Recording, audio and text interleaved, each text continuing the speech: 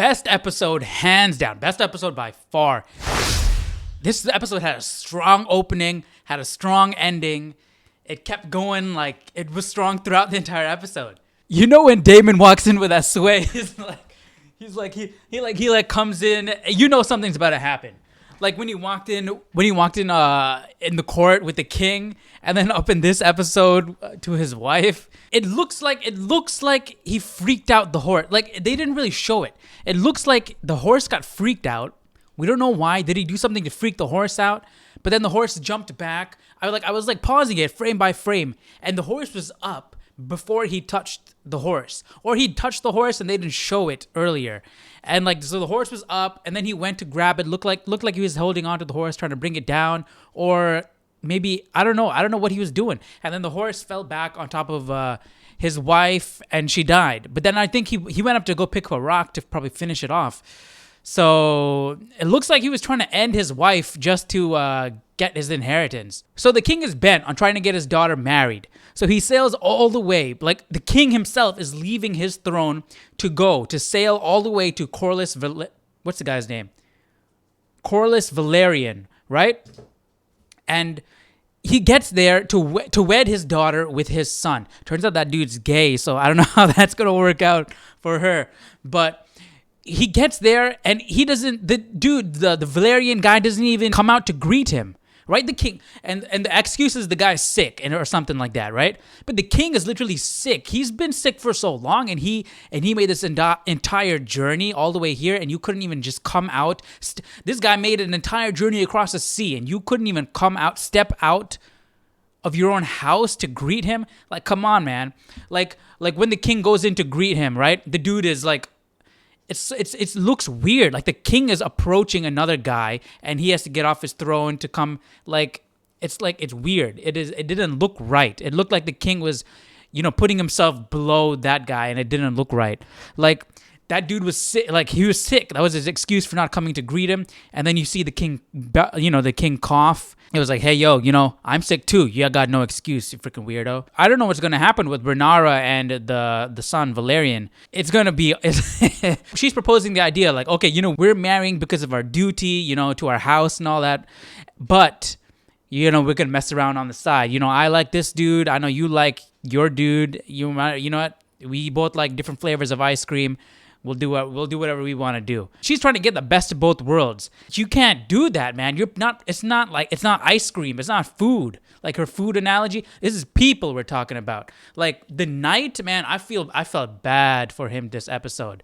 Like she comes back to the ship and they're sailing back and she's like, don't worry, we can still do what we've been wanting to do. And he's like, I want to marry you. We can settle down. We can go and explore the world. You can't have it both ways. You can't be treating this knight as your side piece while you're the queen. That's messed up. And she's like, no, I want to be queen. It's my duty. She wants to be queen, have all the pomp and circumstance and everything, all the pageantry of being a queen and everything by marrying this dude, right? And continuing that line. But at the same time, she wants to mess around with the knight as on the side. Like think about it. That's the problem with this girl. She's still immature. And she can't think beyond her own bubble, her own headspace. By asking him to lay with you, he couldn't even really say no. Because if he did, he's going against the queen's demands. I mean, the princess's demands, and what she could off him if she wanted to, right? So he went along with it, and that was his mistake. Maybe he shouldn't have, and maybe talked with Rhaenyra about it, and we shouldn't do this, but he went ahead and did that. And he thinks like everybody's on his case. He thinks that now the queen knows. He admitted it to the queen because he thought the queen knew. And this gay dude's boyfriend confronts him and knows. And we'll get into that by the end of the episode. That was insane. Also, after hearing that, the tea was brought to Rhaenyra, right? She probably thinks that the king knew about what happened with Rhaenyra. Maybe to the extent that Rhaenyra slept with the knight. And if he knew that Rhaenyra slept with the knight, why would he dismiss her father from being the hand of the king? So she could be blaming both Rhaenyra and the king for the reason why her father is not there anymore. And that would explain why she's keeping that distance from the Targaryens. All right, let's jump to the wedding. So we have the king and Rhaenyra and all that sitting up at the front. And you know, like how in a normal wedding, you have the man up at the front and then the bride comes in? It is the exact opposite. Because in this way, the Velaryons are marrying into the Targaryen house because the Targaryens are in power. So I guess that makes sense. But their kid is going to have the Valyrian name. I mean, they're going to switch to the Targaryen name once he takes the throne. We'll see if that actually happens. I mean, we know it's going to happen because we had Daenerys Targaryen, right? But I mean, I found that odd that the king just trusted that they would do that. In this case, it's funny because the guy is gay and he is playing the part of the wife walking up to the queen, to the princess. But we get that whole sequence, the little ceremony, everyone's happy and feasting, and then Daemon walks in. And he does that strut again. Man, his entrance was cool because everyone just stops and looks. Because we know that it's awkward, like the tension is there. Throughout all this time, the queen isn't there, right? You have like the entire royal family represented up on stage now with Daemon there, but the queen isn't there. Then you see the queen. Everyone stops and looks, and there's a big difference. She's wearing green. She's not wearing the red, the Targaryen red. At first, I didn't catch the difference. Like, okay, yeah, she's wearing the green. That does look different, but what's the big deal? Why did she come late? You know, she's acting a bit different. She called Rhaenyra a stepdaughter, and she's being pretty distant. You find out later, like, she goes to meet with, probably a lot of you guys caught it, but I didn't really catch the grasp of the color of the dress. But then you see her interacting with the people of her family, and they're wearing the green. Like, that's her family color. So she's distancing herself from the Targaryen household. And this all happened after she realized, after speaking with the knight, that Rhaenyra slept with him and not Daemon. So that means her father got kicked out for not if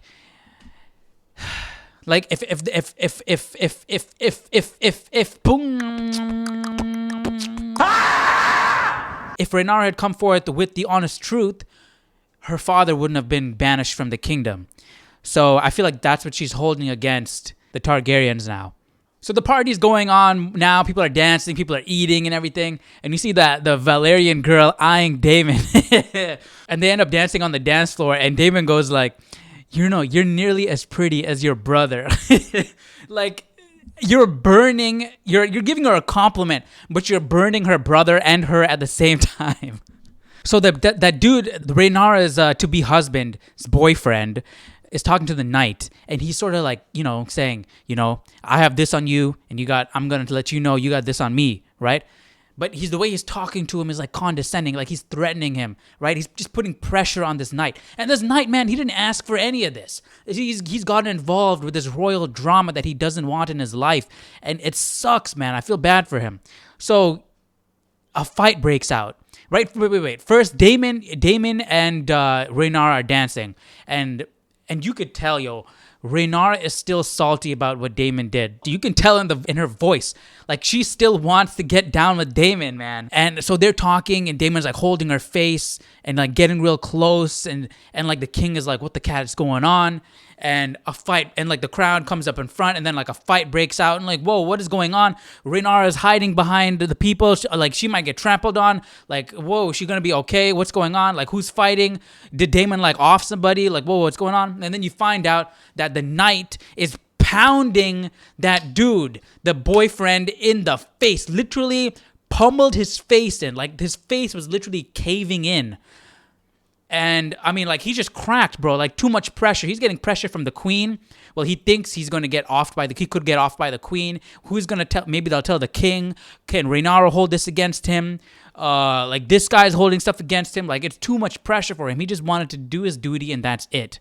And so, like, man, like, that was intense. And so he leaves. He goes out, and he's literally about to perform harakiri. He's about to cut himself. He's about to kill himself. Luckily, the queen was there and stops him. Hopefully, she'll give him some encouraging thoughts. Maybe they can team up, be allies. We'll see. And dang it, man. Then we see Rhaenyra getting married. Nobody's there. Everybody left. Everybody freaked out. And the king coughs up blood, and he falls to the floor. So the king probably dies. So you have the king is probably dying. Daemon's wife died. Man, like, that dude's boyfriend died. Like this was an eventful episode, man. This was by far the best episode out of the 5. The House of the Dragon is getting better and better each episode. Rings of Power is, man. I want to know what Daemon's up to, man. Like he has his wife's territory now, and I want to see what his plays are. His goal is the throne, so I want to know what he's up to. I think next episode we're gonna get a time jump, and we're gonna see an older Rhaenyra and all that stuff. So that's gonna be interesting. Let me know what you guys thought about the episode. If you like the reviews, let me know down in the comment section. Hit the like button, hit the subscribe button. I'll see you guys in episode 6. Take care.